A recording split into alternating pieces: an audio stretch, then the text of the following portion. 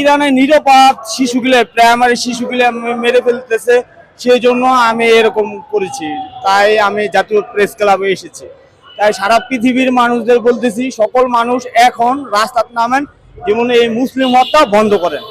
তাই Donald Trump এরা জুতা মারেন। এই শ্বাসটা আমি 2014 সাল থেকে ফিলিস্তিন হত্যার প্রতিবাদে এরকম করছি, 16 সালে রোহিঙ্গা মুসলমান হত্যার প্রতিবাদে এরকম করছি। তারপরে এই আপনার 19 সালে 20 সালে যে সংখ্যক দর্শনের প্রতিবাদ বাংলাদেশে, সমগ্র বাংলাদেশে, তাই এরকম আমি শ্বাস করি। আমি আপনার বিল্ডিং রঙের কাজ করি। ইরানের পতাকাটা ম্যাম লই নাই, ঠিক আছে, যেমন একটু ভয় যে আমেরিকার ভয়টা না, আমার বাংলাদেশ পুরো পৃথিবীর তো আমেরিকার ভয়। যেমন পুলিশ যে কোনো মুহূর্তে তো আবার আটক করতে পারে, সেই জন্য আমি ইরানের পতাকাটা আঁকে নিইনি। তো আমি বাংলাদেশ জাতীয়বাদী স্বেচ্ছাসেবক দলের যুগ্ম আহ্বায়ক, 65 নং ওয়ার্ড, যাত্রাবাড়ি থানা, যুগ্ম আহ্বায়ক।